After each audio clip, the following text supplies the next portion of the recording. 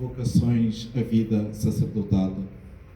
Ó bom Jesus, divino pastor das almas, que nos ensinastes a pedir ao vosso Pai e Senhor da messe, que envie operários para a sua messe, dignai-vos suscitar na vossa Igreja e em particular na nossa Arquidiocese muitos e santos sacerdotes, que segundo vossos fiéis seguidores, que sendo vossos fiéis seguidores, lutem com o mesmo zelo com que ardia o coração sacerdotal para a glória do vosso Pai e a salvação das almas por vós remidas e a eles confiadas.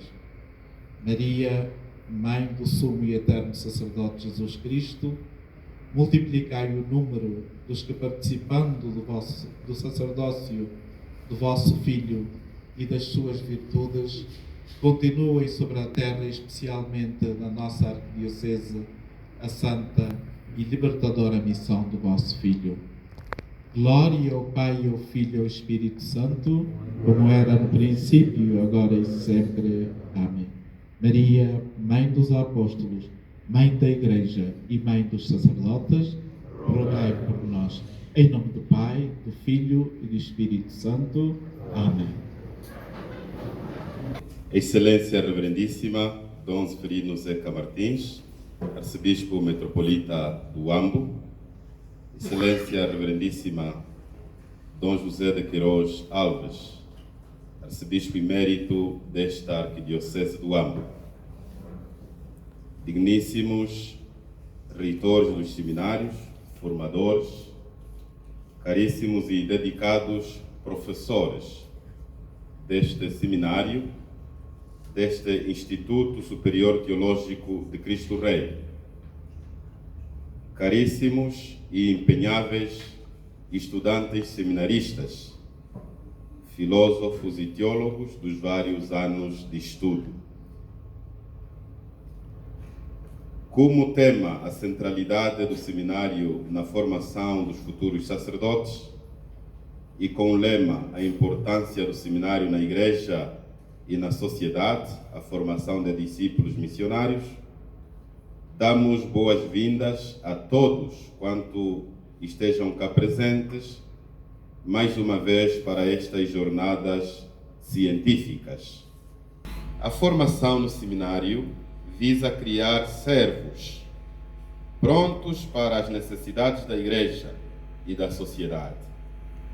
Por isso, as temáticas que serão abordadas visam exatamente a levar cada um de nós a refletir no serviço em prol da própria humanidade, eclesial e social. Sendo assim, como verdadeiros discípulos missionários, em cada lugar onde cada um de nós estiver, ali estará alguém que por esta casa ou por outras de formação passaram, dando testemunho de fé no serviço à comunidade.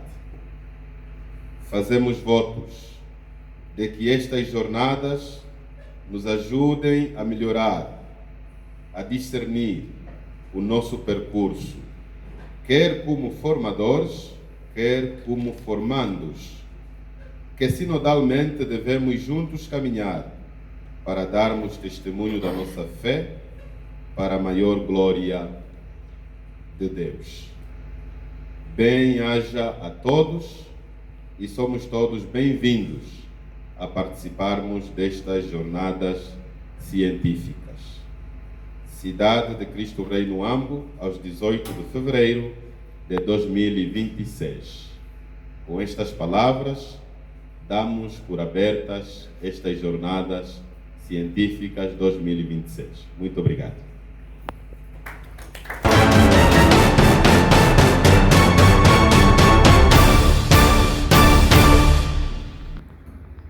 Desafios do ensino na atualidade. Estes desafios têm a componente de 3 elementos: o docente, ou melhor, o formador, o formando e a instituição. Há muitas definições que se deram ao longo da história sobre o conceito de professor, mas todas elas convergem no facto de que indicam um ser dotado de luz e, por tal, com função específica de professar esta realidade, missão, iluminar, missão de iluminar. Professor, nessa questão, está ligado à profissão. Profissão não como agente público, funcionário público. É profissão porque ele professa. Professa e por isso vem o nome de profissional. Há profissional de boxe, há profissional de futebol, há agricultor, etc. Mas ele professa isto. E daí vem o nome de profissional. Então, as duas palavras, profissão, 3. Profissão, professor, profissional, estão em íntima relação. O latim tem a expressão professio, que significa declaração pública de pertença a um determinado estado ou condição. Tinha alguma relação com a fé religiosa. A partir do século XV, passou a designar um ofício do qual o de professor é protótipo, aquele que ensina em público. E, ao longo da história, deram-se-lhe também os adjetivos ligados aos gregos, que utilizavam a palavra photos, que significa revelação, para significar o homem que não é só pela palavra, mas que também toma disposições, elabora juízos, age como um ser que escolhe, sujeito das suas ações. Assim, a competência de professor está numa perspectiva de farol. Tem o papel de fazer visível e tornar claro esta relação, esta revelação de luz. Revelação de luz, por isso iluminadora, para ser, e depois de iluminadora, passa a ser a marca emblemática do professor, com a expressiva palavra de docente.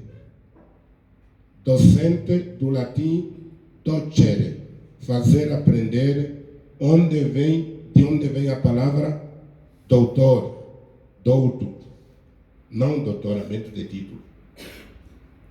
Doutor, douto, e para o discípulo tem a expressão discere, aprender. Mas importa, nisto, destacar a expressão menos conhecida, que é decet, que significa convém. E daí provém o termo docente. É docente porque o professor dirige-se ao aluno dicente, dizendo o que convém e evitando o inconveniente. É decente porque dá o que é decente. A profissão de docente seria assim caracterizável como declaração daquilo que convém. Este é o sentido geral da raiz da língua indo-europeia de que derivam as palavras como didática, decoro, digno. Portanto, já se pode depreender daí aquilo que a Igreja preconiza na Optatam Tossius Gravissimum Educationes Presbyterorum Ordines. Quem passa à frente a ser formado com o fim de ser presbítero tem que juntar este significado original de didática, decoro, digno, decente. O discente ouve do docente o que é decente. Vê no docente o que é decente. Não pode estar preparado a ver o que não é docente, nem é decente. os homens de ética podem fazer a sua elástica derivação. Daí, podemos ver que o docente deve ver e o iluminador deve ser o iluminador de valores autenticamente cristãos, humanos e éticos. Por via disto, o professor não é um simples transformador do estudante em aparelho gravador. Há a moda de muitos professores reduzirem o estudante à gravação e depois dizer que aquele estudante é muito inteligente. Basta passar por uma frase, ele já reteve tudo. Não, aquele não é inteligente. Aquele é a justificação original do chip que está nos telemóveis. Porque o estudante deve ser transformado em leitor crítico, em leitor que se faz e que cresce, que trata-se de cultivar a sua razão.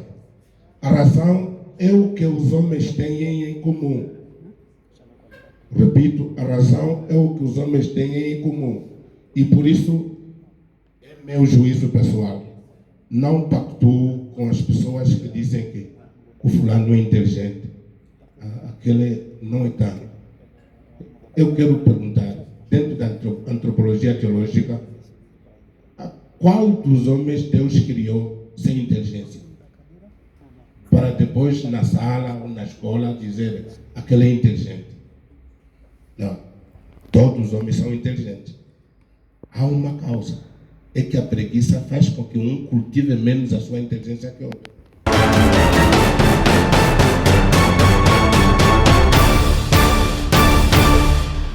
Por qual motivo estás aqui? Esse aqui pode ser mais amplo, aqui nesse encontro, no lugar onde nos encontrarmos, por ali fora. O que te motivou a fazer isto ou aquilo?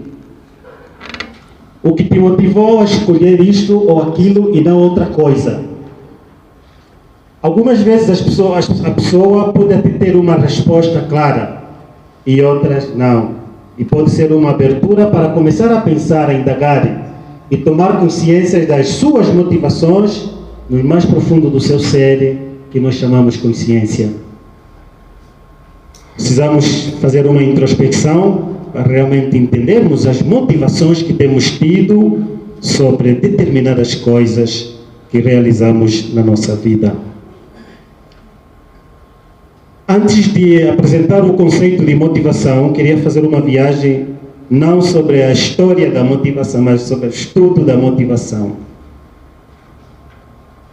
Ao falarmos de uma suposta história do estudo da motivação, a sua origem, Castello, 2011, diz que o conhecimento dos processos motivacionais constitui uma das problemáticas fundamentais na compreensão do comportamento humano. E uma das perguntas que muitas das vezes se formula é: o porquê a pessoa faz determinadas coisas? Eu estou ali coisas. Se nós falamos do comportamento humano, vem à baila a personalidade. Então torna-se muito complexo abordar sobre a motivação e ainda mais precisamente na formação, porque teremos em conta tudo que a pessoa é, a sua totalidade. A primeira resposta é aquela segundo a qual o comportamento é guiado de escopos, ou seja, a pessoa se comporta de uma certa maneira porque quer atingir qualquer resultado. Eu saio da casa dos meus pais e vou para o seminário tendo em conta algum fim. Qual é o fim último que eu quero alcançar? Nos faz já entrar nas motivações. O que é que me motivou a ir para o seminário? Segundo Blaise, existem duas abordagens filosóficas que estão na origem dos estudos subsequentes sobre a motivação humana. Platão falava naturalmente do homem como um ser racional e, portanto, escolhe os seus objetivos. Tem metas. E como se não bastasse, para lá de ser uma pessoa dotada de razão, é livre das influências externas para optar por seus caminhos, isto é, para fazer as suas escolhas. Dada a racionalidade, pode prescindir dos condicionamentos exteriores. Não pode estar condicionado.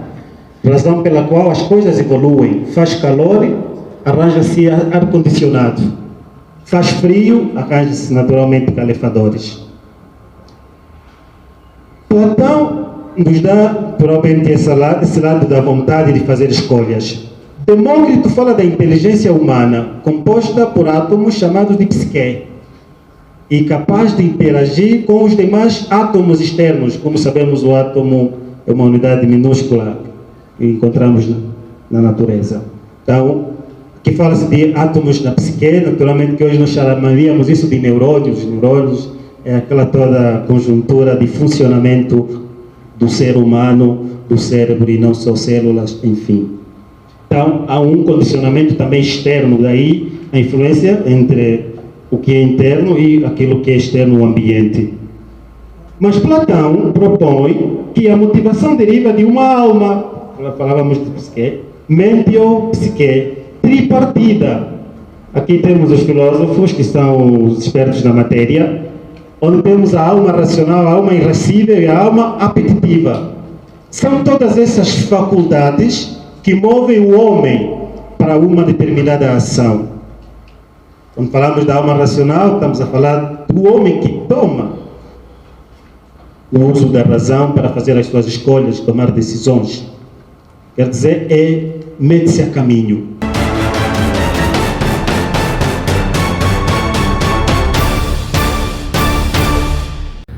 Retiramos as nossas saudações com referência à Sua Excelência Dom Zeca, nosso arcebispo, formador por excelência, e também, como diria o Dom Vite, o catequista-mor da nossa arquidiocese.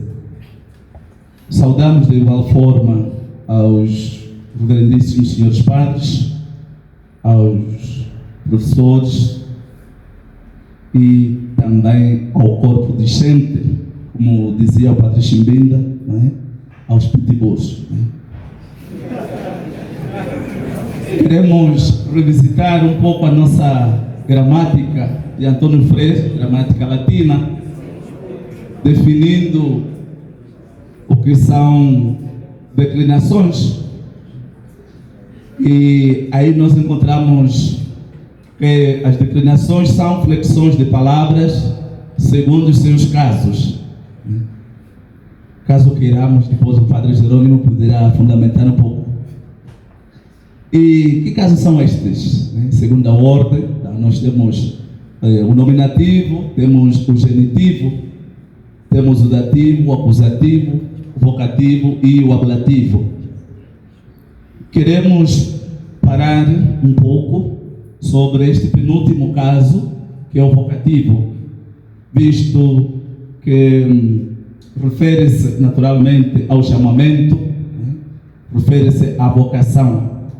E por isso a vocação é uma palavra que vem do latim, naturalmente, vocare, vocus, chamar, chamamento. Assim, a vocação é um chamamento de Deus a uma determinada pessoa e uma resposta pessoal e amorosa à iniciativa divina focada ao serviço da igreja, portanto, ao serviço dos irmãos. Basicamente, as vocações religiosas podem ser divididas em 3 grupos: a vocação matrimonial, a vocação sacerdotal enquanto ministério e a vocação religiosa como vida consagrada. E o nosso escopo para esta nossa reflexão direciona-se concretamente para a vocação ministerial enquanto sacerdote e a vida consagrada. A vocação sacerdotal tem a ver com religiosos chamados a anunciar o Evangelho, administrar os sacramentos e a guiar a comunidade rumo ao caminho de Deus. Presbiterio Ordens, número 16. A vocação religiosa é entendida como um chamado de Deus para uma vida consagrada, baseada no seguimento de Jesus Cristo, através dos votos de pobreza, castidade e obediência, frequentemente vivida em comunidade, numa determinada congregação ou ordem, Perfeito Caritatis, número 1. A solicitude com as vocações sacerdotais e a vida consagrada é um desafio permanente para a Igreja. O documento promulgado em Roma, a 25 de março de 2012, na solenidade da Anunciação do Senhor, interpela e encoraja todas as comunidades cristãs e nelas todos que estão particularmente comprometidos na pastoral vocacional, à promoção das vocações, ao sacerdócio ministerial e à vida consagrada. Creio que esta é a premissa maior. E todos nós, como cristãos, somos impelidos, motivados, interpelados a realizarmos a pastoral vocacional enquanto promoção às vocações. Obrigado, Padre Mestre Temo. E eu apanho boleia nas saudações já feitas pelo Padre Temo para aproveitarmos o tempo. Ouvimos Padre Temo a nos falar da expressão vocação, que parte do verbo latino da primeira conjugação, voco, vocas, vocar, vocave, vocatum, que significa convocar, chamar, escolher. E este verbo que dá na palavra ou no substantivo vocação, que é um chamamento que Deus faz a um e outro. Digo a um e outro porque, na verdade, esse chamamento é individual, possui características únicas para cada um. Por conta disso, também, ao falarmos aqui dos métodos de mobilização e incentivo das vocações, percebemos também que as formas, os métodos de mobilização ou incentivo das vocações são também diversificadas. E muitas vezes dependem também de cada lugar. Mobilizar é igual a animar, é igual a mostrar, é igual a também motivar, o que depois nos leva também ao motivo e à motivação. Então isso tudo acontece também de maneira muito diferente. E em alguns lugares, como bem sabemos, existem as chamadas semanas das vocações, meses das vocações, enfim, etc. Em Angola se fala muito, sobretudo naquela semana que dá o quarto domingo da Páscoa, que é o domingo do Bom Pastor, e também no mês das missões, o mês de outubro. Noutras paragens falam-se também de meses de vocações. Por exemplo, no Brasil, o mês de agosto é todo ele dedicado às vocações. E então, nesta altura, arranjam-se tantos métodos possíveis para animar, mobilizar, incentivar os jovens, os adolescentes para abraçarem o chamado de Deus na vida sacerdotal ou na vida religiosa ou vida consagrada.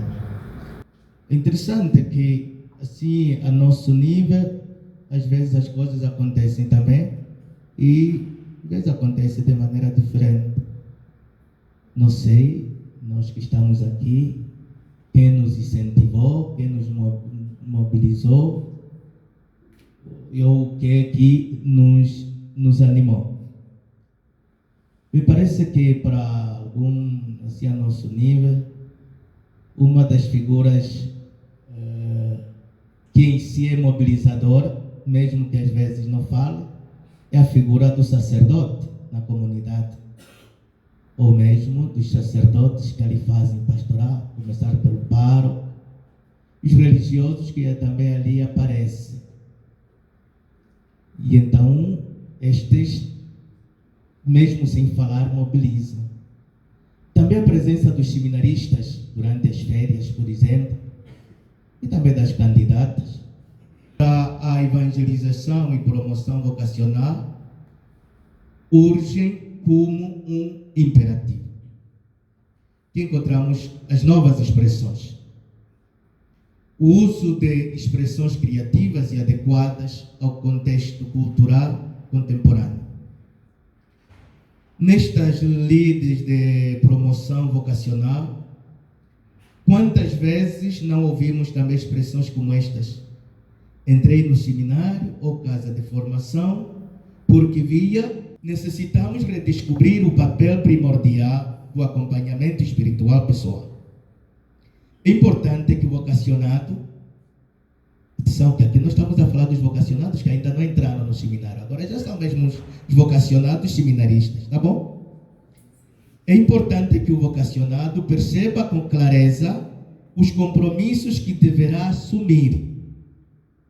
É oportuno que o chamamento tenha raízes num contexto eclesial preciso, que dê consistência aos motivos da escolha vocacional.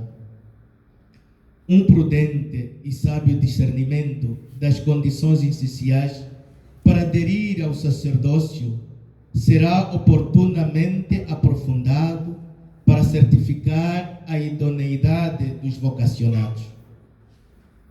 Tanto o empenho nos estudos, o empenho nos trabalhos pastorais, o empenho no conhecimento da própria Sagrada Liturgia, revelam a idoneidade do vocacionado.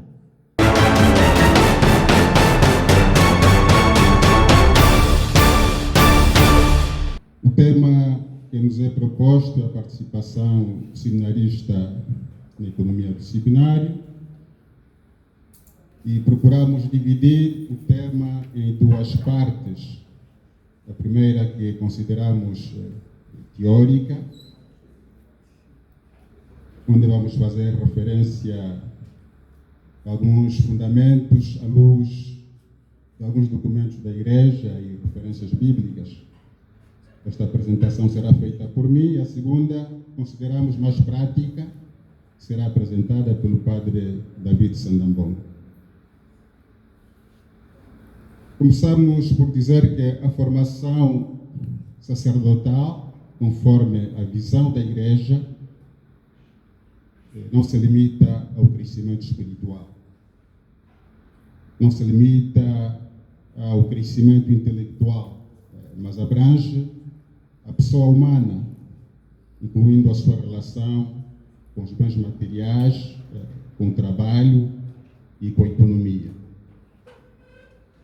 Num contexto como o nosso, de Angola, marcado por desafios socioeconômicos, estabilidade financeira e dependência externa, e quando falamos de dependência externa, nos referimos também à dependência nacional, temos muitos benfeitores, e internacional. Então, torna-se necessário, para não dizer mesmo urgente, refletir sobre o papel dos seminaristas na sustentabilidade da economia dos nossos seminários. Pretendemos mostrar que a sustentabilidade, ou seja, a contribuição para O funcionamento contínuo do seminário não é apenas uma questão administrativa. Quer dizer, não é só uma responsabilidade dos icônomos ou reitores. Ela tem um sentido mais profundo e mais amplo, que inclui a participação de todos os seminaristas. E podemos indicar aqui 4 níveis. O primeiro tem a ver com a consciência, compromisso e responsabilidade comunitária da parte dos seminaristas. O segundo nível, a sustentabilidade, é, antes de tudo, uma questão de mentalidade e atitude. É uma forma de pensar e viver. Significa que o seminarista deverá aprender a perguntar-se como posso ajudar a cuidar do bem comum. Estou a usar os recursos com responsabilidade? Posso evitar desperdícios? Tudo isso, digamos que não é trabalho de escritório, é educação interior. Terceiro nível, a sustentabilidade é uma questão formativa e espiritual. Participação do seminarista na vida econômica do seminário. Ao falarmos deste tema, eu mesmo que falar da autossustentabilidade. Ao olharmos para o tema em voga, depois da explanação do meu confrade, Padre Matias, que apresentou a parte assim considerada teórica, algumas questões podem flutuar na nossa mente, ou na minha em particular, no concernente à realidade do contributo econômico do seminarista no seminário. Neste contexto, temos como ponto de partida a identificação do problema. Dificuldades financeiras do próprio seminarista. A Igreja não obriga os seminaristas a sustentarem um seminário, mas ensina que eles devem colaborar com o espírito de responsabilidade, trabalho e pobreza evangélica. Ao falarmos de pobreza evangélica, estamos a falar de simplicidade de vida do seminarista, evitando luxo e gastos desnecessários, usar de forma responsável os bens do seminário. Aqui estão algumas áreas em que os seminaristas podem atuar para a sustentabilidade do seminário. Primeiro, a agricultura. Os seminaristas podem e devem cultivar alimentos, criar animais e produzir produtos agrícolas para o consumo próprio e para a venda em caso de excedentes, ajudando a reduzir os custos de alimentação e gerar renda para o seminário. Para tal, seria bom não recorrer a meios tradicionais, como charruas, katanas, enxadas, baldes para regar as plantas, mas, sobretudo, a técnicas modernas, tecnologia digital e biotecnologia para maximizar a produtividade e a responsabilidade. Poderíamos ainda falar da agricultura de precisão, usar GPS na agricultura. Irrigação inteligente e melhoramento genético. Exemplo, a plantação de abacates melhorados, já que o solo do Ambo favorece a plantação destas árvores que só duram 2 anos para darem frutos. Os meus amigos já ouviram que os abacates do Ambo estão a ir para os Países Baixos, né? A Holanda, os abacates do Ambo. Você planta só 2 anos. Tens o resultado. A batata doce calofio, segundo nossa pesquisa, dura 3 meses. para ser semeada. Aí você tem o produto aqui. Se o seminário não tem terrenos para o cultivo, que tal das nossas missões com terras e tratores e com permissão da autoridade competente, os seminaristas cultivarem aí? No nosso contexto angolano, e sobretudo na nossa arquidiocese do Ambo, até que ponto a pastoral que os seminaristas fazem nas paróquias contribui não só para o fortalecimento e o robustimento espiritual, mas também econômico do seminário? Até que ponto? O que deveria ser a exemplo de outras paragens do mundo.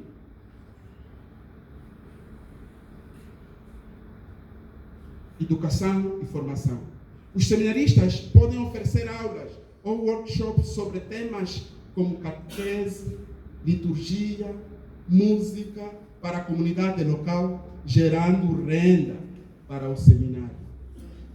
Projetos e desenvolvimento comunitário. Os seminaristas poderiam participar de projetos de desenvolvimento comunitário, como construção de casas, poços, criação de jardins, ajudando a melhorar a qualidade de vida da comunidade e gerar renda para o seminário. Estes são apenas alguns exemplos de como os seminaristas podem contribuir para a sustentabilidade do seminário e da comunidade. No dizer de Aristóteles, a felicidade depende de nós mesmos. Mais icônico dizer de Sócrates, uma vida não examinada não vale a pena ser vivida. A formação de futuros sacerdotes e líderes religiosos é um processo complexo que envolve não apenas a dimensão espiritual e intelectual, mas também a econômica. O seminário, como instituição, é um organismo vivo que requer recursos financeiros para funcionar e cumprir sua missão.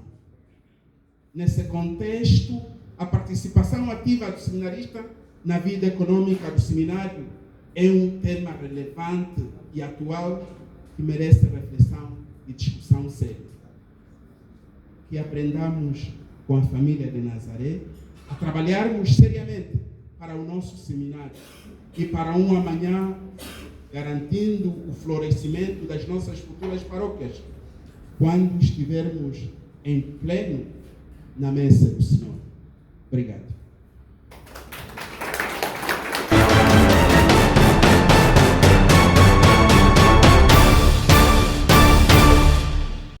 Muito antes da independência dos países africanos. Em Angola, particularmente, os seminários mantiveram esta tradição de excelência acadêmica e espiritual. Formaram não apenas padres, mas homens de letra, educadores, administradores e líderes comunitários.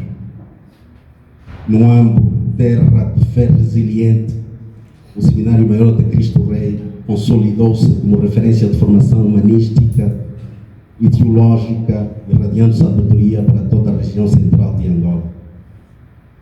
Entre 1995 e 2001, no Seminário Menor, no Propedêutico e no Seminário Maior de Cristo Rei, de secção de Filosofia, aprendemos uma lição que nunca mais esqueci. A vocação é dom e tarefa, não propriedade, mas missão.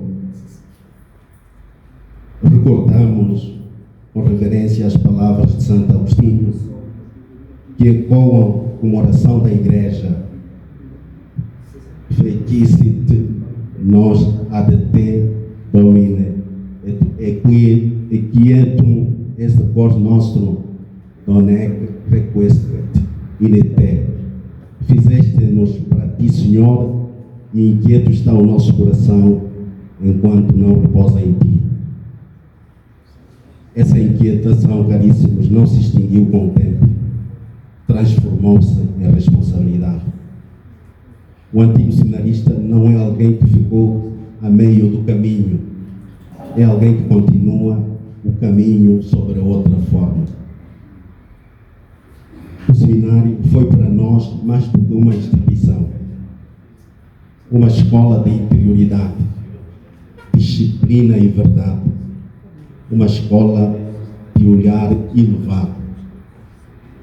Inscreve-se aqui a compreensão clássica da filosofia como filosofia, amor à sabedoria, que os gregos chamaram Uranos Kopos, um olhar voltado para o alto, para o céu, não como fuga da realidade, mas como critério último de compreensão do humano. Esta filosofia elevada auronófrada foi assumida pelo cristianismo como força psicagógica capaz de conduzir as almas do sensível ao sublime, do imediato ao eterno. À luz de Aristóteles, compreendemos virtus estes habitus operativo bonus. A santidade não é improvisação, é exercício constante do bem. Com Sêneca entendemos que a primeira vitória é sobre nós mesmos. Com Marco Aurélio assimilamos que a fortaleza nasce do domínio interior. Mas foi sobretudo com São Tomás de Aquino que penetramos na harmonia sublime entre fé e razão. Gratia non tolit naturam, sed perfectit. A formação recebida não anulou a humanidade, aperfeiçoou-a. E graças a esta formação, hoje temos irmãos espalhados pelos 4 cantos do mundo, as amizades forjadas nos claustros do seminário ultrapassaram fronteiras geográficas e geracionais. Do Bailundo ao Chipindo, de Luanda a Lisboa, de Roma a Brasília, de Washington a Joanesburgo, antigos seminaristas angolanos servem como testemunho vivo da universalidade da Igreja e da fraternidade que nasce na convivência formativa. A formação seminarística, iluminada pelo trivium e quadrivium e coroada pela teologia, não visa apenas a transmissão de conteúdos, mas a configuração interior da pessoa. A oração da sabedoria de Hilário Moreira exprime esta finalidade.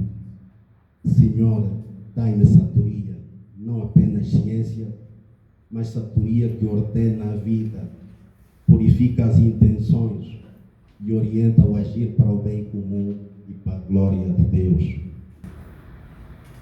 Esta sapiência, acolhida no silêncio, na disciplina e na vida comunitária, permanece como herança espiritual, mesmo quando o percurso vocacional não culmina na ordenação sacerdotal. O antigo seminarista continua a ser homem da escuta, do discernimento, da responsabilidade. Alguns perguntam, e aqueles que não seguiram o sacerdócio? Respondemos com serenidade. A vocação não se extingue, transfigura-se. Nocete ipsum. O discernimento amadurecido no silêncio do seminário permitiu-nos compreender onde podíamos frutificar com maior fecundidade. Hoje, no matrimônio, na paternidade, na advocacia, na docência, no serviço pastoral, permanecemos marcados pela mesma raiz, o serviço. Não deixamos o altar, levamos-lo conosco para o mundo. Excelências reverendíssimas, na Igreja os antigos seminaristas assumem papel de leigos qualificados, profundamente edificados com a missão eclesial. O nosso protagonismo não é concorrência com o sacerdócio, é fruto dele. A formação impele-nos à comunhão, nunca à divisão. O nosso contributo na catequese, formação cristã, animação pastoral, no acompanhamento espiritual, serviço à comunhão, na mediação entre clero e laicado, tradição e modernidade. Como a Ciaste tem sublinhado, a formação recebida no seminário é um bem eclesial. Se hoje podemos contribuir aqui e agora, é porque fomos formados por pastores que acreditaram em nós. Por isso, nos vem à memória Dom Francisco Witte, Padre Willala, Padre Ferreira, Padre Celestino Caixo, Antônio Mário, Padre Daniel Copenal, Padre Venâncio Capinhão, Padre Graciano Capinhão, Adriano Quessongo, Jofra, João Francisco, os professores Albino Sigibundo, Cacesse, Cachiqualo, Caluquaquela, José Nangolo, Maria de Lourdes Nimba, Helena Sandulo, Irmã Zita, Irmã Raquel, Irmã Pilatos, Irmã Paula Cacida. Entre muitos de nossos irmãos que já partiram, queríamos destacar o Padre Tarcísio Atende Lúcia Ndumba, Francisco Paciano Chicaue, Daniel Matoca Minhoto. Destacar a figura do Dr. Paulo Chipilica, jurista considerado mais completo, que também foi ministro da Justiça, primeiro provedor da República de Angola, conhecido como Homem do Castiço. Lembrar o tio Big e a tia Bem-vinda e a todos os que cuidavam dos nossos mantimentos no seminário. Sem esquecer os generais Vietnã, que nos ajudavam com as viagens no eu, e o general Zé Maria, que nos enviavam ir cheios de carne, cheios de comida. Dom Queiroz, Dom Firmino David, Dom Vicente Sanoma, os padres José Maria de Jesus Inácio, Emílio Sassoma, Alfredo José Chimbinda, José Gonçalves, Bernardo Capanda, Alfredo Vieira, Eugênio Domingo, Rafael do Rosário, Faustino Cussoca, Adriano Supuleta, Vilinga, Salomão Econgo, Avelino Sangameia. Roguemos pelo eterno descanso dos que partiram e pela perseverança na graça dos que caminham entre nós. Marco Aurélio dizia: "Ser firme como a rocha contra a qual as ondas se quebram." Que sejamos esta firmeza, não por orgulho, mas por fidelidade. Irmãos e irmãs, sintamos na alma esta verdade. A virtude, como ensinou Aristóteles, a interioridade, como viveu Agostinho, a harmonia, fé e razão, como sistematizou Tomás de Aquino, disciplina moral, como propuseram os estoicos, olhar ora noscopos, como nos legou a tradição, sabedoria ordenadora, como nos ensinou Hilário Moreira, responsabilidade histórica, como exige o nosso tempo. Não somos apenas antigos seminaristas, somos seminaristas permanentes da vida, ao serviço de Deus, ao serviço da Igreja, ao serviço da nação, a de maior Dei glória, tua Pandora.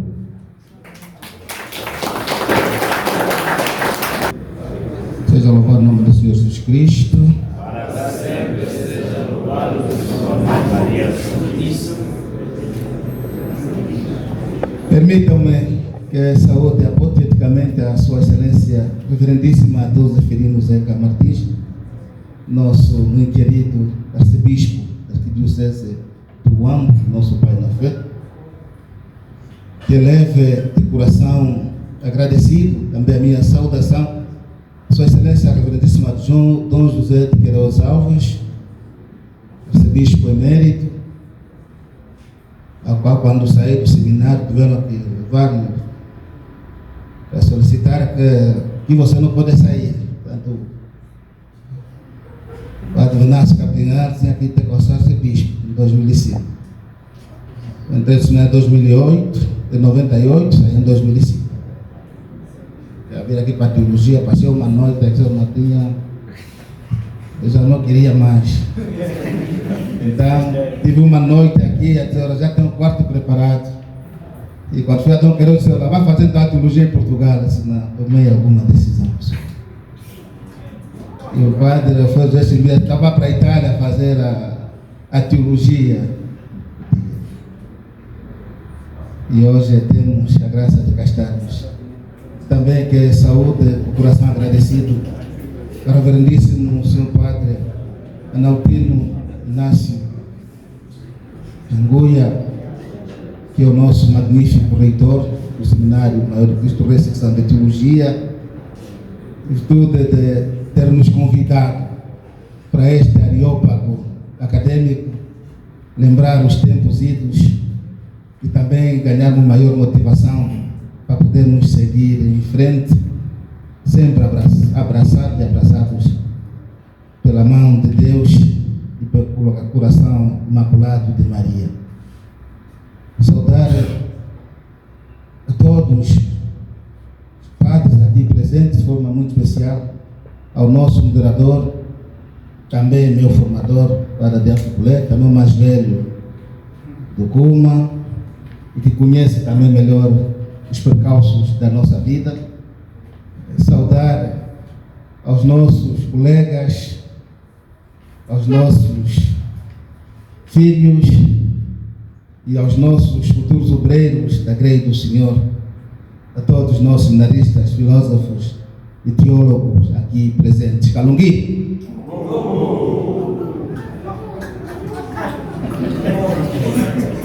Bem, eu, nas conferências que vamos fazendo,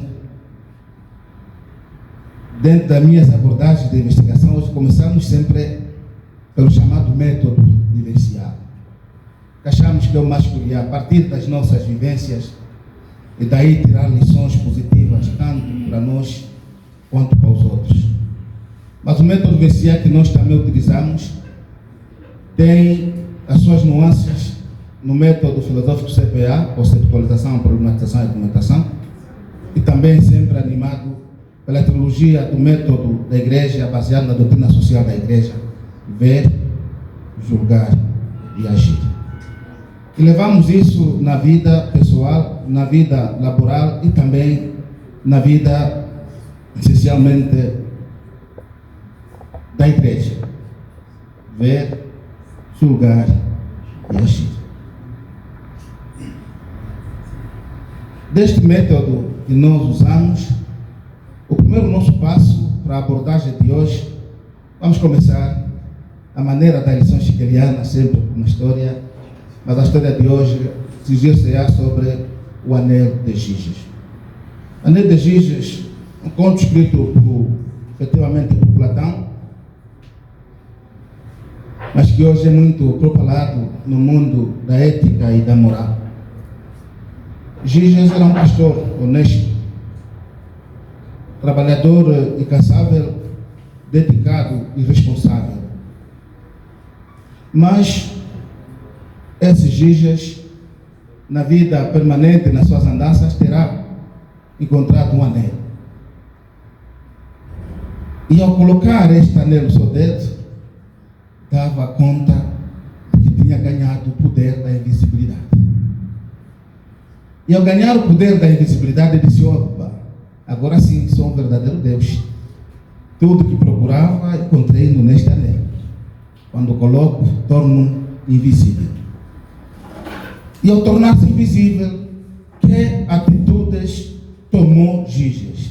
Antes, um pastor honesto, disciplinado, com ética, com valores, com solidariedade e com humanismo. Mas depois de ter este poder da invisibilidade, Giges fez o quê? Primeiro, matou o rei, apoderou-se da esposa, matou os seus súbditos e tomou o poder. Porque era Giges o homem que teve um poder divino da invisibilidade. Mas depois que foi efetivamente apresentado à população de que era o novo rei, a população, numa só palavra, ficou estupefacta. Todos ficaram estupefactos. Bom, e os grandes escritores, os grandes poetas ficaram estúpidos de facto. Bom, então o homem honesto, justo, íntegro, que ele ostentava, não é essa pessoa que na verdade é. Há uma disparidade entre aquilo que era outrora e naquilo que se transformou depois, que ficou invisível. A população ficou relutante, não queria acreditar nisto. Quer dizer que ele afinal não serve para nada. Ludibriou a população e afinal que não era nada de bom pastor, era um sanguessuga. Bom, teríamos muitas outras lições para frente, mas que lição podemos tirar para podermos abordar hoje sobre o contributo, o protagonismo e o contributo do antigo seminarista? É que, na perspectiva de Jesus, a lição que tiramos é de que a honestidade, a integridade da pessoa não podem ser colocados de parte sempre que estejamos em condições de vantagens. Isto é, a história aqui de Jesus nos mostra um homem que na verdade tinha efetivamente dois tipos de personalidade. Aquela que é real e aquela que é oculta. A real, qual é essa maldade que teve a falta de integridade, mas que na vida real manifestava-se como se fosse uma pessoa íntegra. E isto também nos remete naquilo que é a nossa própria vida profissional.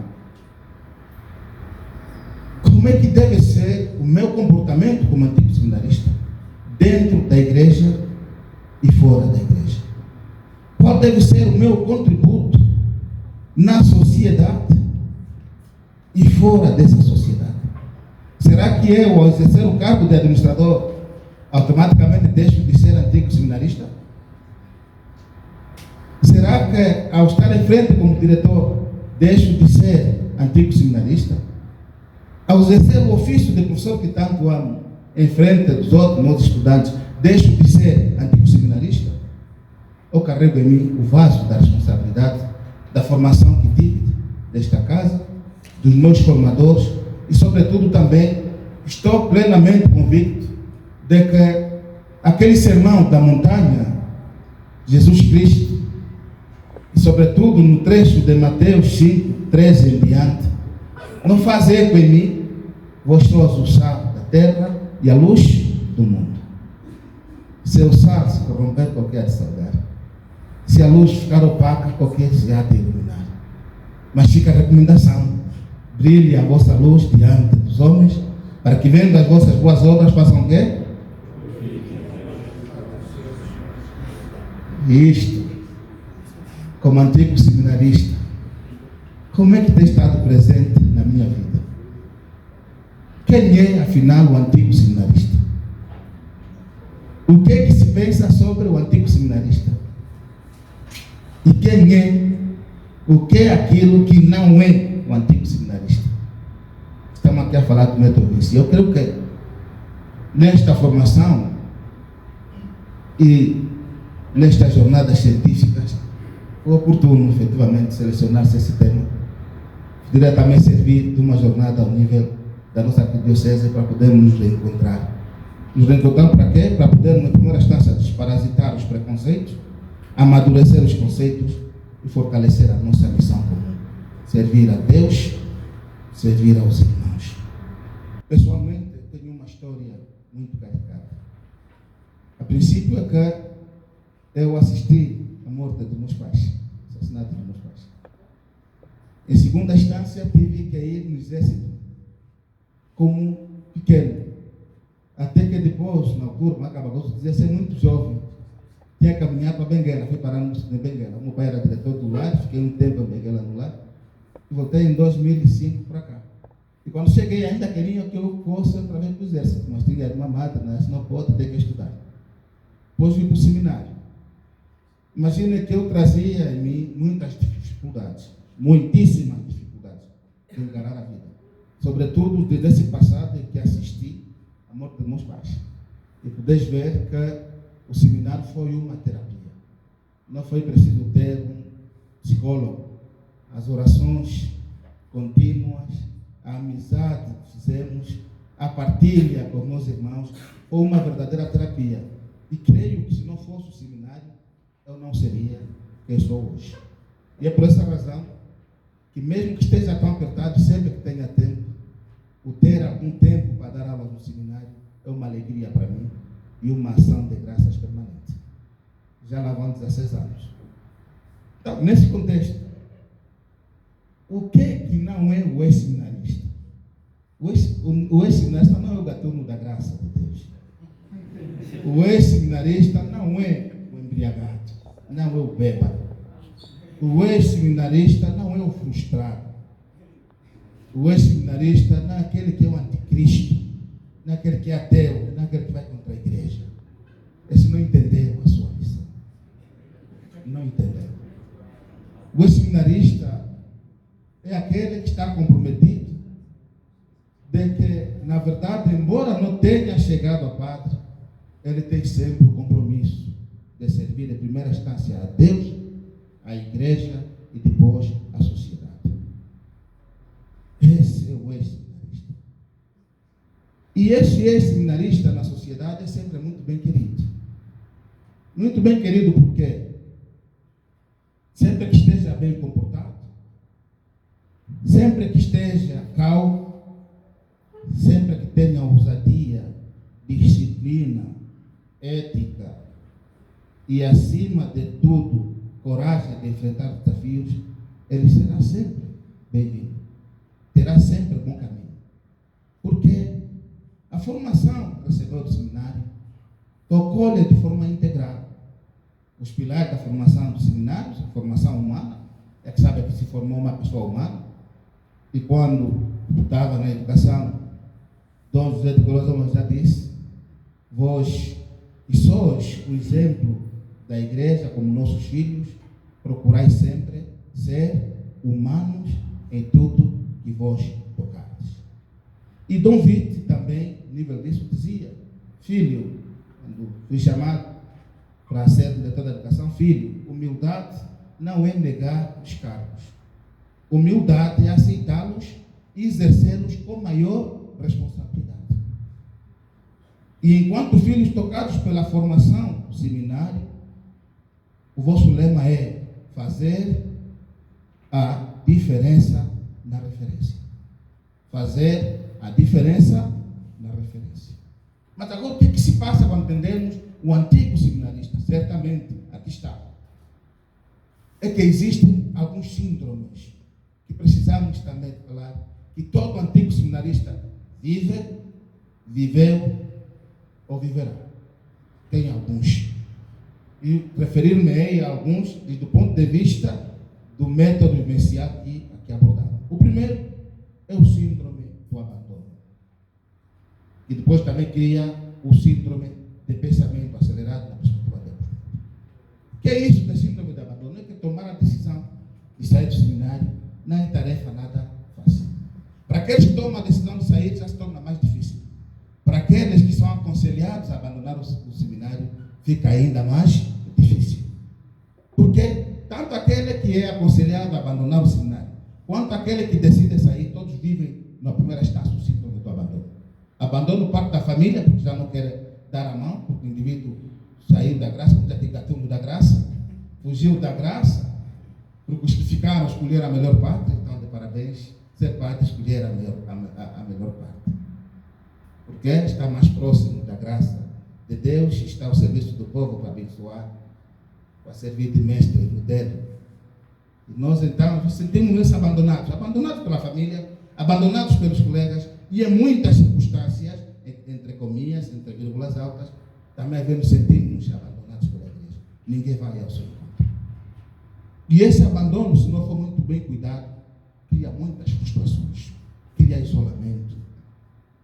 Alguns se transformam em copófilos, porque o silêncio e o isolamento faz com que ele encontre alguma coisa. E isto é terrível. O segundo passo, aqueles que convivem melhor com o abandono e conseguem afirmar-se, mesmo criando um pouco o síndrome do pensamento acelerado, cria um outro síndrome, o síndrome de pequenos poderes. É que às vezes usamos o autoritarismo em vez da autoridade. Como eu sei que sei, e muitos dos outros não sabem aquilo que eu sei, e porque eu passei a melhor casa de formação, então queremos ter muitos poderes, arrogância, petulância, isso faz com que também muitos antigos seminaristas não consigam se enquadrar na vida social. Acho que já sabe, já estudei muito, e como já estudei muito, então aqui ninguém pode gritar comigo, ponto final. Depois, não consegue avançar. Se for à escola, não aprova, porque acha que sabe mais que os professores. Se for na sociedade, também acha que sabe mais do que os seus responsáveis, e depois fica caído no abandono. E em muitas circunstâncias, também mesmo com os colegas que o chamam para uma responsabilidade, acham, esse também foi meu colega, fomos colegas, conhecemos juntos, esse também é que... Isso faz com que às vezes a afirmação do seminarista seja um pouco dele. O outro síndrome que podemos também falar aqui é o síndrome de Burnout. O seminarista, depois que esteja efetivamente equilibrado, ele sabe que agora, a dado momento, toda a família quer ir ao seu encontro. Também sabe que tem responsabilidade com a igreja, tem responsabilidade com a família, tem responsabilidade com os filhos, tem responsabilidades acrescidas na visibilidade com os outros. Começa a trabalhar demais. Síndrome de ocupação permanente. Está sempre ocupado. De manhã está no esporte, à noite está no sede, depois está na cala, depois está não sei aonde, e fica também um tanto quanto porque não tem tempo nem para si, nem para Deus, nem para os irmãos, nem para a reflexão, nem para a meditação. Como consequência também aqui, é outro extremo, né? Que fica um extremista. E então, o que é que se quer aqui? Depois desse síndrome, é necessário que haja equilíbrio na vida do antigo seminarista. Haja aceitação de que, na verdade, ele é antigo seminarista, já não está no seminário, mas também tem que inserir melhor na sociedade. Mas, além disso, tem que colocar sempre a oração como seu fundamento principal. A oração. Alguns também, depois disso, na igreja não têm tempo, a oração não tem tempo, nos grupos também não tem tempo, e para Deus não tem tempo. E vem aqui São Tomás, Santo Agostinho, Deus te criou sem ti, mas não pode te salvar sem ti. Conheça-te, aceita-te e supera. Aqui está o caminho fundamental para que o próprio ex-seminarista se encontre. Que caminho para podermos exatamente sermos protagonistas na ação? Precisamos de olhar aqui efetivamente o seminário dando formação. É verdade, formação humana, formação intelectual, formação espiritual, que é crucial para a nossa vida, mas também não podemos esquecer a formação pastoral. E essa toda a formação nos coloca naquilo que vamos olhar o chá, conhecimentos, habilidades e atitudes. A igreja já nos dá esse chá, mas não só a chave, também nos dá, além do chá, nos dá a chave para o mundo. Não só os conhecimentos, não só as habilidades, não só as atitudes, mas também dá-nos valores e também nos dá a ética. E por essa razão, para sermos protagonistas da nossa ação missionária, para podermos servir melhor a igreja e também servir efetivamente a nação, servir a sociedade, nós precisamos de olhar para os 5 Cs necessários. O primeiro C, eu busco sempre os 5 C, porque cada um de nós primeiro deve ter exemplo a Cristo. Cristo é o modelo da nossa vida. Fora disso, já não somos cristãos. Mas nós somos sempre cristãos. Nós não podemos viver como se Deus não existisse. No tempo de hoje, o Papa Francisco denominou da rapidação, o tempo efetivamente da globalização do mal, o tempo que cada um se transformou em lobo do outro. Hoje nós temos que ter outra dimensão. Todos estamos chamados a podermos servir melhor a Deus e também a própria sociedade. Então, 5 Cs necessários. O primeiro C é esse que disse, nós teremos exemplo a Cristo. O primeiro C é o conhecimento. Precisamos de estar todos os dias abalizados no conhecimento. Você já sabe que todo ex-seminarista, todo antigo seminarista sabe, por isso essa responsabilidade de sempre colocar em lugares primeiros. E se testar que você não tem conhecimento, você vai abalar com aquilo que é a tradição do seminário, da formação do seminário, o conhecimento. Mas não importa só esse conhecimento, é necessário que também esse conhecimento realmente seja banhado da ciência. A ciência. Mas não importa só a ciência, é necessário que haja a consciência. A consciência da nossa pequenez, a consciência da nossa missão como filhos de Deus. A consciência de que nós não somos quaisquer. Somos filhos formados na igreja que devem servir também a igreja e ser um modelo na própria sociedade. Então temos que ter essa consciência. Certamente, existem muitos conflitos no mundo, aliás, a Bíblia diz, no mundo sofrereis tribulações, mas tenham de confiança porque eu venci o mundo. Há problemas, mas temos que ter consciência da nossa responsabilidade social, como filhos formados pela igreja. E aqui muitas vezes os outros são maus, os outros nos ensinam o caminho do mal, certamente. Deve escolher sempre o bem. Esta é a perspectiva da ética. E os que nós trabalhamos, nem todos são boas pessoas, é verdade. Em muitas circunstâncias, enquanto profissional, tenho aquela dor em que muitos fazem o mal, mas lembro sempre da doutrina que recebemos, sobretudo o catecismo e o umbundo, o manuvelhe. Ocho. Vacueto velhe. Vacueto manu, da nuava, batunhane. É forte. Então, quem são os outros? São todas as pessoas, mesmo aqueles que não nos amam, que não nos gostam. Está lá. E nós somos cristãos, temos que levar isso. Afinal, trabalhamos com os outros. Estamos a trabalhar com quem? Nós não nos formamos para nós. Formamos-nos para os outros, para servir também aos outros. Mas esses outros, nem todos são boas pessoas. Mas Cristo nos coloca aí também, como missionários, aceitar essa diferença. Os outros são diferentes. E nós temos sempre que marcar também a diferença. Amar até doer. Então, daí está a consciência. Mas depois dessa consciência está o compromisso. O compromisso com a nossa própria missão. Nós precisamos estar comprometidos. E aqui sim está o nosso papel também enquanto protagonista. Porque em muitas circunstâncias, como antigos seminaristas, podemos ser bem-sucedidos lá na sociedade. Mas às vezes esquecemos da igreja. Ficamos nos muros a olhar de frente. Não podemos ficar no muro, temos que estar dentro da igreja, a dar a nossa mão também. Estamos aqui, estamos presentes. Em muitas circunstâncias não somos chamados, mas nós somos, enquanto batizados, temos que dar o nosso contributo à igreja.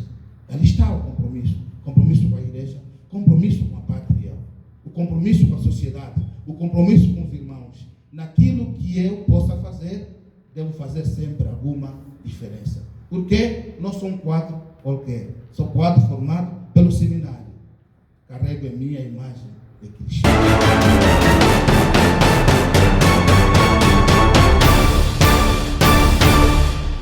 Bom dia a todos. Nós estamos ainda a viver o caminho sinodal traçado pelo Papa Francisco, de feliz memória. E quem já teve a oportunidade de participar num sínodo, ali o tempo é muito escueto para todos. Todos no sínodo têm 3 minutos. Os padres sinodais, os cardeais, os arcebispos, os bispos, todos têm 3 minutos. Quando a pessoa começa a intervir, o relógio começa a contar os 3 minutos. E quando faltam 30 segundos, já passa para o vermelho e vai pim, pim, pim, pim, para alertar que deve calar-se. Mas quando chega o Papa a falar, o relógio desliga-se.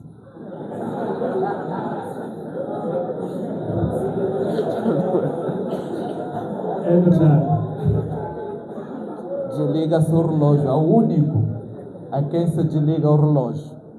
Então, vamos para este exercício acadêmico que me foi pedido e que pretendo que realmente seja acadêmico. E a minha alocução aqui não vai ser descritiva.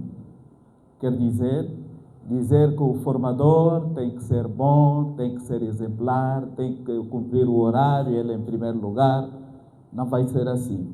Vai ser complexiva e transversal, quer dizer intelectual. Tá. Então, uma palavra de saudação e agradecimento. Excelência, Senhor Arcebispo Dom José de Queiroz Alves, exímios educadores, educandos, formadores e formandos, sacerdotes, seminaristas, religiosos, leigos, particularmente os antigos seminaristas, que participais destas jornadas científicas do Seminário do Cristo Rei, da nossa Arquidiocese do Ambo, recebam a minha renovada e sempre paterna e cordial saudação, com o mesmo calor humano e cristão que caracterizou antes de ontem, dia 18, a abertura e o início desta rica e linda caminhada pelas ondas do saber.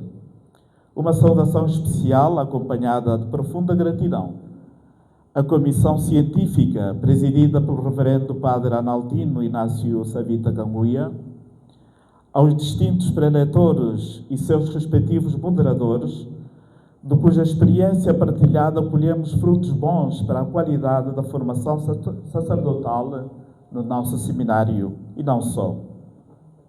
Obrigado pelo vosso trabalho e pela reflexão dos temas desenvolvidos, aos quais queremos e devemos necessariamente pressupor nossa intervenção. Voltemos uma vez mais ao Reverendo Padre Analtino Canguia, na qualidade de magnífico reitor do nosso seminário, para exprimir uma diferenciada saudação e gratidão por tudo quanto tem feito juntamente com os seus colegas e colaboradores da equipa de formação em prol do desenvolvimento em qualidade e conteúdo do Seminário do Cristo Rei, também na secção de Filosofia, aqui bem representada pelo seu magnífico reitor, recém-incorporado, Padre Ademar Pena. Salta à vista de todos nós o constante apelo da Igreja, entendida como povo de Deus, tal como descrita pela Constituição Dogmática Conciliar Lumen Gentium, com impacto consequente em tantos documentos magisteriais, a necessidade e a centralidade dos formadores nos seminários e nas demais casas de formação. Inquieta-nos não só a quantidade suficiente, mas sobretudo a qualidade destes formadores. Neste sentido, para o tema que nos foi proposto, ficaria a tentação de expor o perfil do formador do seminário desde uma perspectiva metodológica descritiva das qualidades de um bom formador, como se de uma receita gastronómica ou médica se tratasse. Tal opção empobreceria o vasto campo temático e a necessária compenetração e interligação dos aspectos que o perfil de formador deve implicar. Por isso, preferimos ir mais além, preferimos enveredar pela visão holística do perfil do formador, começando mesmo por abordar, em sede de formação sacerdotal, a diversidade dos sujeitos numa comunidade de aprendentes. B, a centralidade da relação pedagógica no processo formativo, depois a descortinar. C, o perfil do formador numa relação necessária com D, o perfil de formando, apontando para C, os valores, conteúdos e práticas educativas. As questões a serem levantadas, direta ou indiretamente, quererão provocar discussões para conclusões práticas e veementemente recomendáveis como linhas de força na prática formativa dos nossos seminários.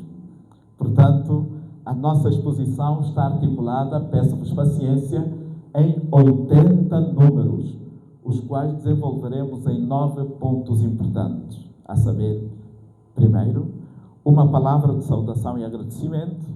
Segundo, uma opção metodológica, ambos os pontos já apresentados. Terceiro, documentos e textos de apoio. Quarto, a diversidade dos sujeitos numa comunidade de aprendentes. Este ponto reflete uma perspectiva necessária para compreendermos o sentido de corresponsabilidade eclesial e social na formação dos futuros sacerdotes. 5, ou quinto, a centralidade da relação pedagógica no processo formativo, ponto que expõe a nossa convicção de que tudo passa pelo conceito de relação entre pessoas, para atingir aquela forma mais perfeita de santidade expressa na comunhão, que afinal é o ponto convergente de toda a formação para a vida sacerdotal. Estamos num seminário, não numa universidade, embora ambos conceitos se misturem. 6º, perfil do formador. 7º, perfil do formando. 2 pontos que entendemos abordar unidamente, porque são correlativos. Fala-se de formador onde há formando e vice-versa, como também a qualidade de um não deixa indiferente a do outro. Valores, 8º, valores, conteúdos e práticas educativas, ponto que nos remete para a ação concreta nos processos formativos. E, finalmente, a conclusão. Portanto, textos e documentos de apoio. É do conhecimento comum a existência de uma vasta literatura sobre a formação eclesiástica, particularmente na esfera da formação sacerdotal. Destacamos aqui os seguintes textos magisteriais: a Declaração Conciliar Gravissimo Educationis sobre a Educação Cristã, de 1965. O Decreto Conciliar Optatam Tocius sobre a Formação Sacerdotal, de 1965. A Exortação Apostólica Pastores Dabo Vobis, do Papa João Paulo II sobre a formação dos sacerdotes nas circunstâncias atuais, de 1992. O Diretório para o Ministério e a Vida dos Presbíteros da Congregação para o Clero, de 1994. E, recentemente, a Ratio Fundamentalis Institutionis Sacerdotales, o Dom da Vocação Presbiteral da Congregação para o Clero, de 2016. Localmente, sublinho as normas fundamentais da CEASTE, Conferência Episcopal de Angola e São Tomé, para a formação sacerdotal, publicadas em 1997 e em processo de atualização pela Comissão Episcopal para os Seminários de Angola e São Tomé, devendo adequar-se ao espírito da nova Ratio.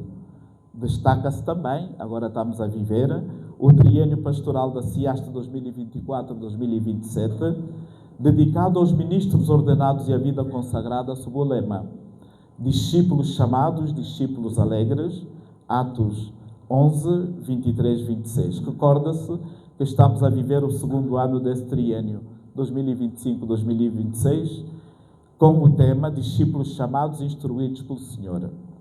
Acreditamos que os documentos produzidos pelos bispos da nossa conferência têm de vós merecido leitura e estudo por parte das comunidades educativas, dos nossos seminários e das demais casas de formação, assim como de inteiras comunidades sacerdotais e religiosas, uma vez que eles refletem um esforço de releitura da nossa realidade e das nossas vivências enquanto vocação e missão, enquanto identidade e evangelização, buscando deixar orientações precisas para o nosso ser e estar profético nos contextos e ambientes em que nos encontramos hoje na nossa sociedade angolana e não só.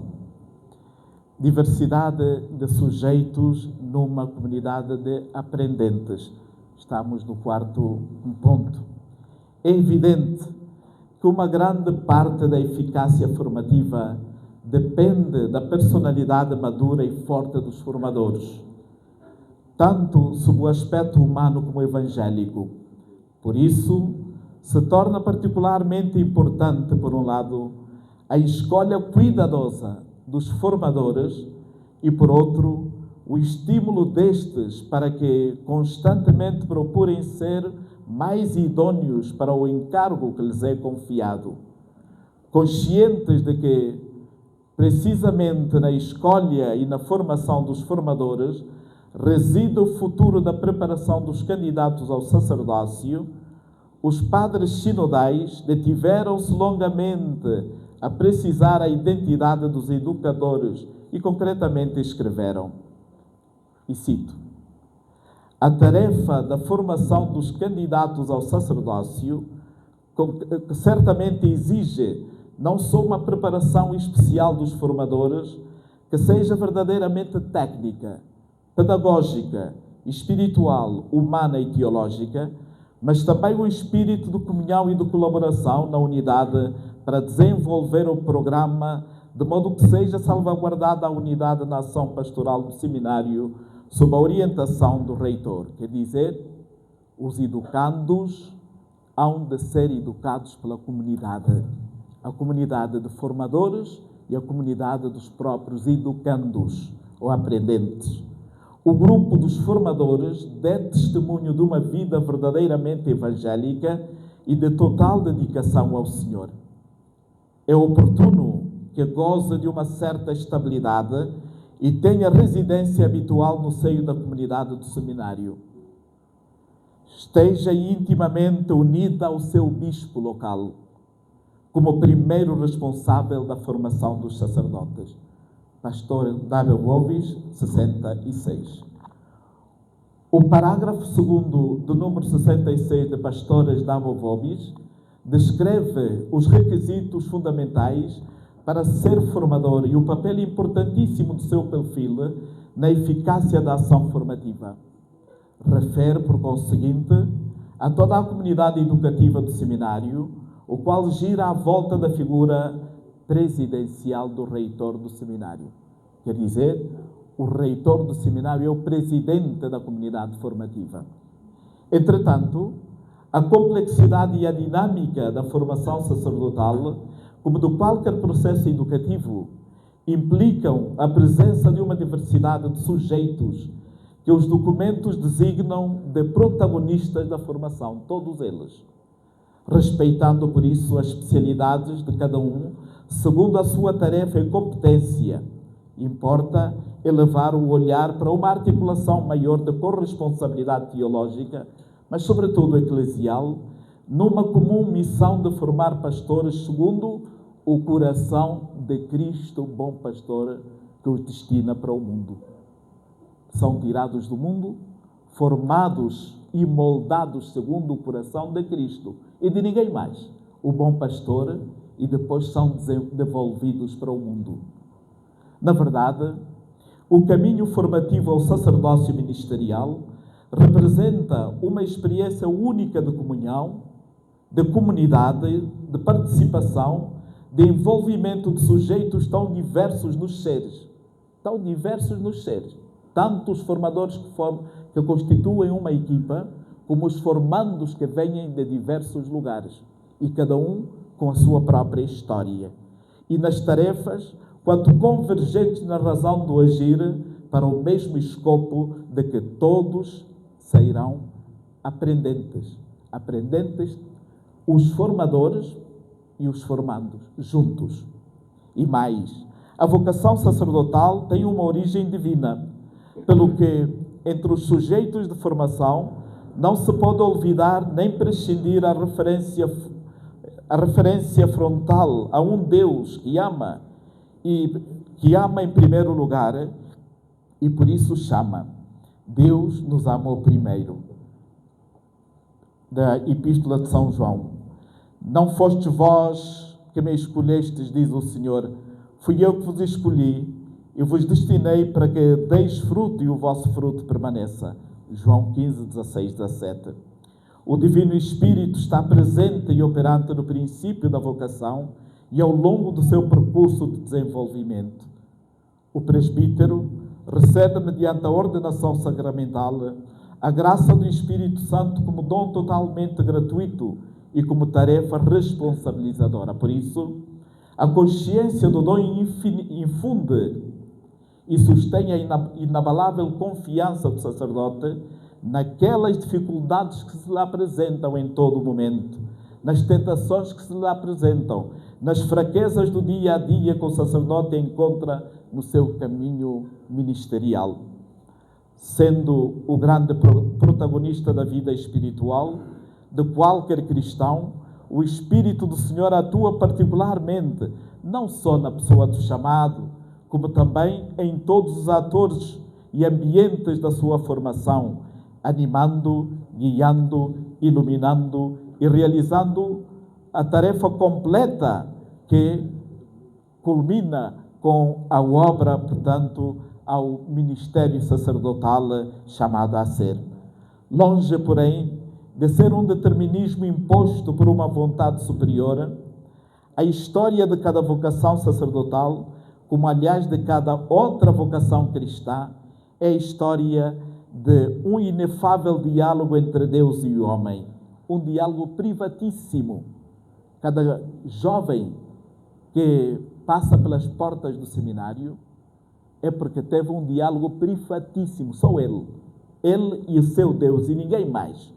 Um diálogo entre Deus e homem, entre o amor de Deus que chama e a liberdade daquele jovem, daquele homem que cruza as portas do seminário para responder ao chamamento do Senhor.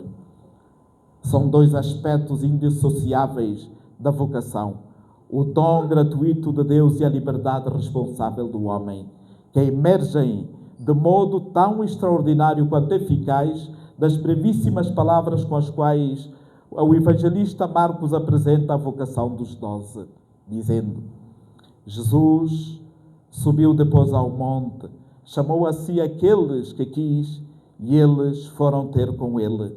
Marcos 3:13.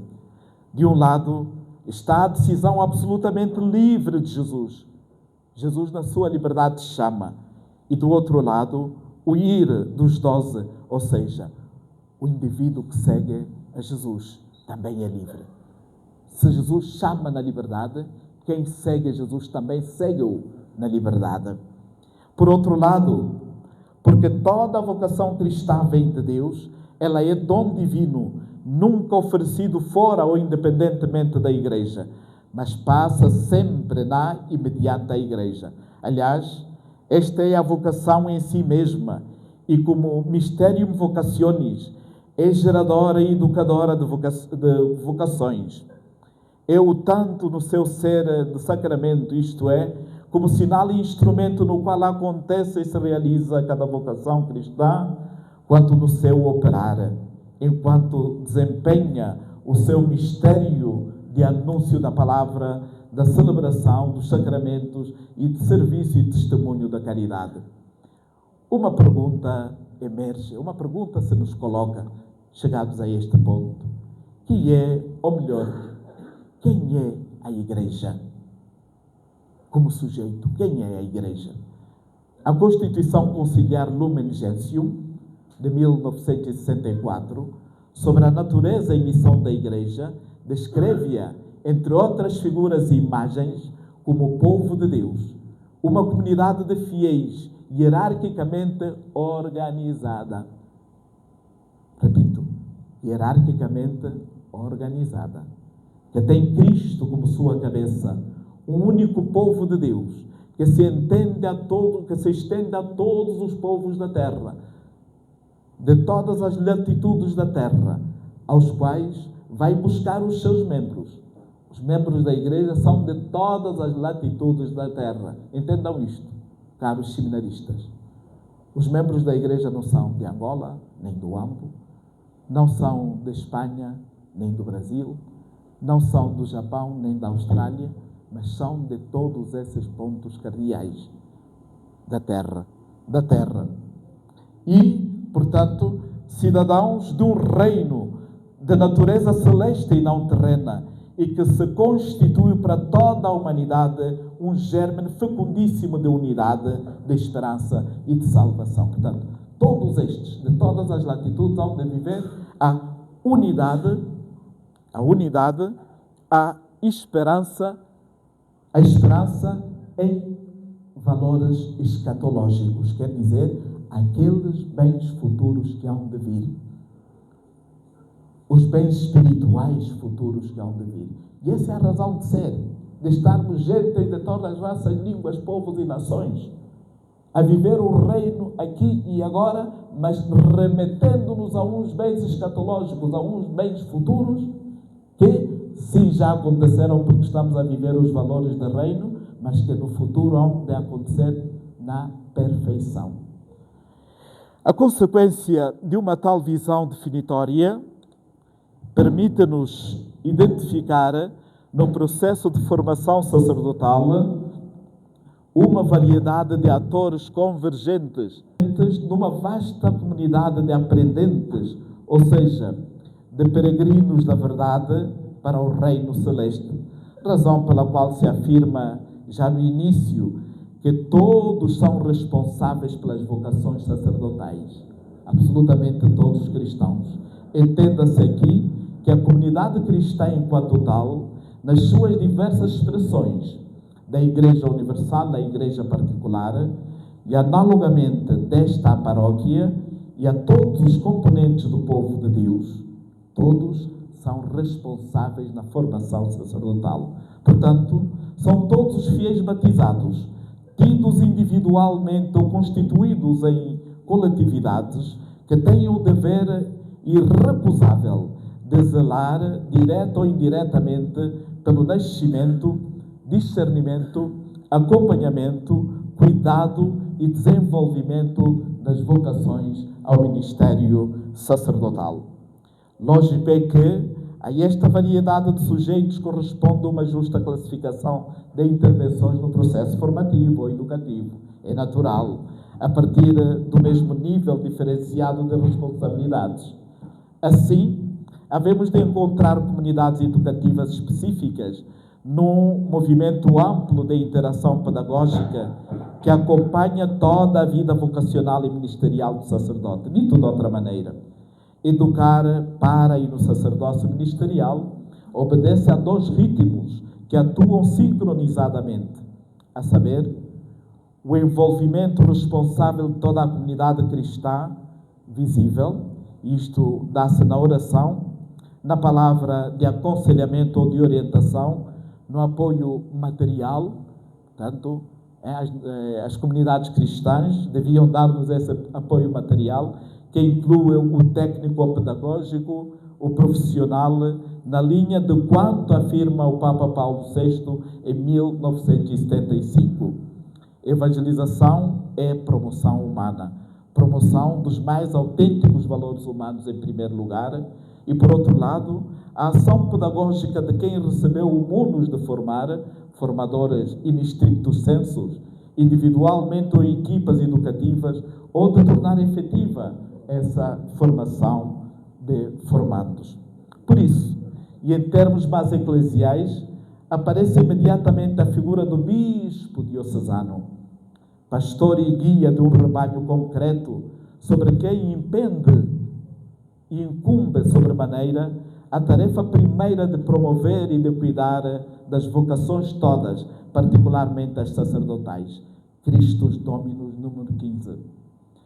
A Ratio descreve detalhadamente as linhas pedagógicas de conteúdo da responsabilidade episcopal nesta matéria. Não vamos entrar em detalhes. Elas vão desde a escolha, o bispo é que escolhe, desde a escolha criteriosa do reitor e dos demais membros das comunidades dos formadores, a elaboração e aprovação dos estatutos, do projeto educativo e do regulamento do seminário, a necessidade de instaurar um diálogo confiante com os seminaristas, suscitando neles uma sincera abertura através de visitas regulares do bispo ao seminário, de celebrações litúrgicas presididas pelo próprio bispo no seminário, de vigilância paterna, sim, com autoridade paterna, mas aquela autoridade que descreve São Paulo, moderada, não é? Sim. E libertadora sobre o tipo de formação que efetivamente está a ser implementado e do conhecimento informado sobre o crescimento de cada um dos seus seminaristas, uma vez que é da sua responsabilidade admiti-los às ordens sagradas. O bispo é que admite às ordens sagradas os formandos. Por isso, na etapa formativa, ele há de conhecer individualmente cada um dos seus filhos. A ação do bispo relaciona-se também com a confiança e o respeito para com os formadores. Nunca um bispo deve desautorizar o seu formador. Nunca. Isto diz o documento. Mas, pelo contrário, mantendo com eles frequentes contactos pessoais e animando o seu ministério. de tal maneira que o seu ministério seja, não é? Seja levadeiro, seja suave, veloz, escorra como a águia. A águia, quando discorre, não faz muito barulho, mas vejam a eficiência da águia. Assim há de ser também o formador junto do seu bispo. Seguidamente, e ao lado do bispo, dentro da compreensão teológica de uma igreja particular, está a colaboração do seu presbitério todo. Do seu presbitério, os presbíteros, pois todos os sacerdotes são e devem agir como educadores da fé, mediante a sua vida exemplar, a vida exemplar dos sacerdotes, a sua dedicação incondicional e o seu testemunho de serviço amoroso nas comunidades, porque os seminaristas vão às paróquias, os seminaristas olham os sacerdotes, alinhando com a concórdia fraterna e com o zelo pela evangelização. Sim. Destacam-se outros gestos educativos muito pertinentes, como a oração, o afeto sincero dos sacerdotes para com os seminaristas, o amparo e as visitas dos sacerdotes aos seminários, para dar conforto, para dar alento, no espírito de verdadeira colaboração com os formadores residentes no seminário. A responsabilidade dos párocos, dos sacerdotes que acolhem seminaristas em tirocínios pastorais, exige destes maior atenção e diálogo franco com os formadores do seminário, sem tapumes, sem nada a esconder. Ainda neste âmbito mais comunitário, configuram-se como atores de formação sacerdotal a família, a paróquia e outras realidades eclesiais, grupos, movimentos, associações de fiéis. Como nos faz notar a rácio, habitualmente a vocação surge no interior e num contexto comunitário, de uma comunidade paroquial, de uma família, pelo que a formação sacerdotal inicial deve ter em conta tal interlocutor, a rácio, no número 148. Neste sentido, destaca-se a família cristã em seu lugar próprio e insubstituível, como igreja doméstica, Lumen Gentium 11.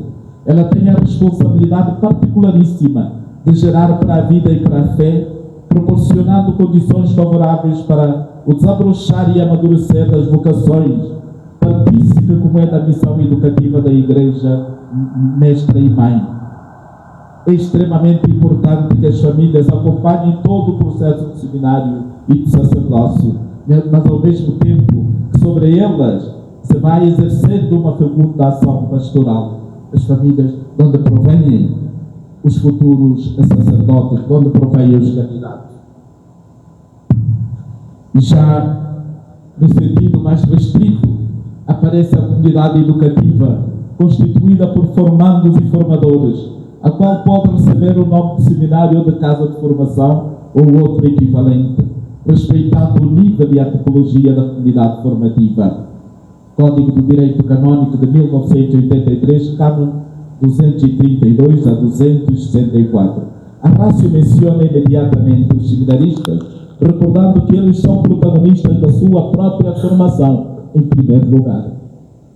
Os seminaristas, eles são, em primeiro lugar, protagonistas da sua própria formação. Uma formação a acolher e a desenvolver como caminho de constante crescimento, em primeiro lugar. Escutem bem. E é em ordem. Em primeiro lugar, crescimento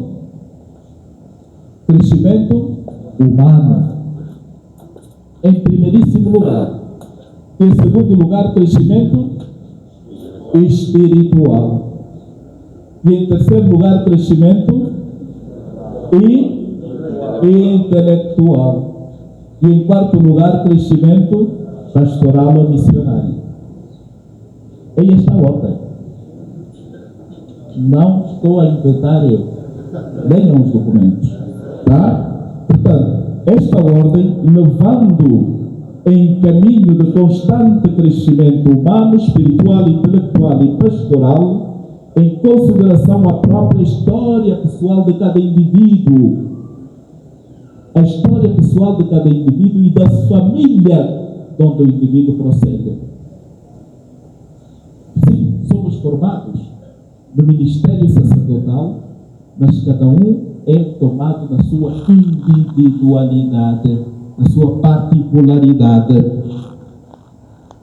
E, portanto, interiorizando progressivamente um estilo de vida autenticamente sacerdotal, graças também ao clima formativo coerente com os valores evangélicos de que se encontram, portanto, no seio da formação e que o indivíduo particularmente traz do seu contexto sociocultural.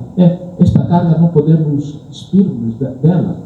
Quando nós viemos das nossas sociedades, das nossas famílias, dos nossos entornos socioculturais, trazemos uma carga. E essa carga afetiva, familiar, de concepção, portanto, da escala de valores, que há de ser moldadas conforme a imagem de Cristo, que é o bom pastor. E entre os formadores, há que distinguir os que têm uma responsabilidade mais direta no acompanhamento e cuidado dos seminaristas, daqueles outros que, embora presentes e influentes, não participam de determinadas ações e âmbitos de decisão. Os primeiros, aqueles que têm responsabilidades diretas, referem-se fundamentalmente ao reitor, ao vice-reitor, ao diretor ou padre espiritual, ao prefeito de disciplina, assim como outros membros, coordenadores da pastoral, ao ecônomo, etc., etc., que estejam diretamente envolvidos, os quais, requeridos pelas necessidades do contexto, tanto no número como nas competências, devendo cada qual agir como e com a equipa no seu fórum próprio. Estes têm a obrigação de residir num espaço comum e de levar vida comunitária entre si e com os seminaristas, construindo uma verdadeira comunidade educadora, onde o testemunho de coerência de vida e de fraternidade é essencial. A rácio nos números 132 a 139. Os últimos alargam-se aos corpos docentes e administrativos, quer dizer, aqueles que não têm responsabilidade direta, que inclui também a presença de especialistas no âmbito médico, no âmbito pedagógico, artístico, ecológico, administrativo, de usos de meios de comunicação, de artes, sem esquecer o lugar específico também da presença feminina no seminário, para o equilíbrio, sem esquecer. Portanto, nos questionaríamos aqui, não é? Temos aqui psicólogos que atendem os seminaristas permanentes, temos médicos que atendem seminaristas permanentemente, e só um episódiozinho. Na comunidade onde eu era formando, éramos 12 seminaristas, de 7 nacionalidades. E um dos meus colegas, espanhol, seminarista, nós vamos aos campos de trabalho no verão. E no verão aí vamos aos campos de trabalho, nos misturamos, meninas, rapazes, e às vezes dormíamos nas mesmas tendas com meninas. Pois é, aí está. Dormíamos nos campos de trabalho nas mesmas tendas com meninas. A educação que se tem é essa. E, escutem, já suscita polêmica. Um dos nossos companheiros, jovem sacerdote, jovem seminarista, éramos teólogos. Encostou-se num cantinho e beijou uma menina. Beijou uma menina. E quando regressamos à casa, o homem já não se encontrava consigo mesmo. E o formador perguntou o que aconteceu. E ele, entre nós, no meio da comunidade, confessou que tinha beijado uma menina. E como não é normal que um seminarista beije uma menina, aquele jovem, não é normal. Aquele jovem companheiro meu, a equipa formadora pôs-lhe um psicólogo. Porque não era normal. Não é normal que um seminarista beije uma menina. Pôs-lhe um psicólogo. E foi acompanhado durante 6 meses a ver se tinha vocação para padre ou tinha vocação para pai de família. E depois de 6 meses, o meu companheiro e colega decidiu, achou-se e comprovou-se que tinha vocação para padre. E ele agora é sacerdote. Estão a perceber a importância de gente especializada no seminário? Exatamente. Por isso, eu vos pergunto, aqui temos psicólogo, temos músicos que vêm dar aqui aulas de piano, temos médicos que assistem regularmente, médico de família que saiba que temos aqui o Chimbinho, já é sacerdote, não é? O Chimbinguiro, temos o Mavanja, temos o Ngueve. Qual é a doença que o Ngueve sofre? De família que o médico atende e cuida? Qual é? Por isso não podemos andar a deriva. É só um incisozinho, não é? E a ação educativa dos formadores está impregnada de particulares exigências pedagógicas que vão desde um olhar humanista que acolhe o outro na riqueza e na fragilidade do seu ser, a atitudes de autênticos modelos de crescimento e de superação, encarnando valores e práticas de compromisso coletivo e de responsabilização individual diante do projeto sacerdotal no seio da missão da Igreja. A equipa formativa não se fecha em si mesma, mas abre-se a sugestões externas no tempo da Igreja e do mundo, devendo contar com todos, particularmente com os próprios formandos, para a verificação salutar e promotora de crescimentos dos próprios seminaristas ou formandos. Na abordagem dos sujeitos da formação sacerdotal, várias são as notas que clamam a nossa atenção. Realcemos algumas. A pertinência do contacto pessoal, gerando conhecimento e contato vobis, tornou-se referência na abordagem dos conteúdos formativos, ao evidenciar as 4 dimensões pilares da formação sacerdotal, aquelas que já sublinhamos. E a Ratio sublinha a interação das mesmas para a unidade da formação, pois que elas interagem simultaneamente no percurso formativo, e na vida dos ministros ordenados, e cada uma delas é dirigida à transformação ou assimilação do coração, à imagem do próprio Cristo, bom pastor, comungando da sua própria caridade. Concorrem na garantia do justo equilíbrio entre as diversas dimensões da formação e inúmeros instrumentos e ambientes educativos, com destaque a 2 fios condutores fundamentais. Primeiro, a comunidade, humos da vocação e do ministério sacerdotal, âmbito natural onde se desenvolvem e integram tais dimensões: dimensão humana, a dimensão espiritual, a dimensão intelectual e a dimensão pastoral ou missionária, harmonizando-as e integrando-as reciprocamente.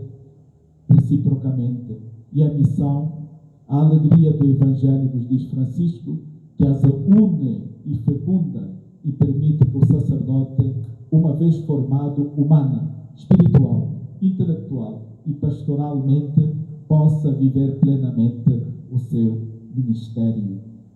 Dentre as práticas educativas, e sem a preocupação de uma descrição lógica em crescendo, emerge extraordinariamente a centralidade da pessoa no seu valor real em qualquer etapa da vida, porque afinal a salvação de Deus, razão da vocação e do ministério sacerdotal, é a salvação para o homem concreto, para a pessoa concreta. A atenção à pessoa está presente desde a animação vocacional com o envolvimento direto da comunidade cristã. Portanto, temos aqui um claro foco no sujeito aprendente, que segue 2 direções complementares. A obra educativa tende, por um lado, a levar o formando ao seu papel de protagonista, despertando as suas potencialidades e consolidando competências no respeito pelo seu tempo de aprender, pela sua intimidade de consciência e pela sua dignidade, exigente à liberdade responsável e ao compromisso de vida, implicando a necessária abertura aos outros, a quem se destina a sua existência ministerial e com quem também ele encontra sentido da sua vida. E no dizer da Ratio, os formadores, os confessores, os diretores espirituais e os próprios seminaristas devem estar conscientes de que os momentos de crise, se adequadamente compreendidos e tratados, com disponibilidade de aprender com a vida, podem e devem ser ocasião de conversão e de renovação, levando a pessoa a perguntar-se criticamente sobre o caminho percorrido, sobre a própria condição atual, sobre as próprias escolhas e sobre o próprio futuro. E vou concluindo. Temos aqui uma clara clave interpretativa do rigor intelectual que pode ditar reprovações segundo regras previamente estabelecidas, no intuito de garantir capacidade e qualidade para o bom exercício do ministério sacerdotal e a prioridade de formar pastores, mesmo que estejam ausentes as exímias qualidades requeridas. São João Maria Vianney, estou no número 76, padroeiro dos sacerdotes, particularmente dos párocos, constitui na história da formação sacerdotal um caso referencial de equilíbrio que deve existir entre as várias perspectivas de formação. Por isso, para o nosso caso do âmbito, importará que os formadores e outros membros da comunidade educativa do seminário encontrem o melhor caminho para a devida dosagem, permitam o termo, da identidade do futuro sacerdote, com discípulo configurado a Cristo para a missão que lhe é incumbida, sem descurar a sua capacidade intelectual. No exercício pedagógico, a Ratio aponta dos instrumentos imprescindíveis e interligados, o acompanhamento pessoal e o acompanhamento comunitário. O término da nossa reflexão deve ser um ponto de partida para discussões que nos levarão a conclusões práticas a complementar nos nossos mais variados processos de formação nos seminários e segundo circunstâncias próprias em todas as casas da nossa formação aqui na nossa arquidiocese. Muito obrigado e desculpem por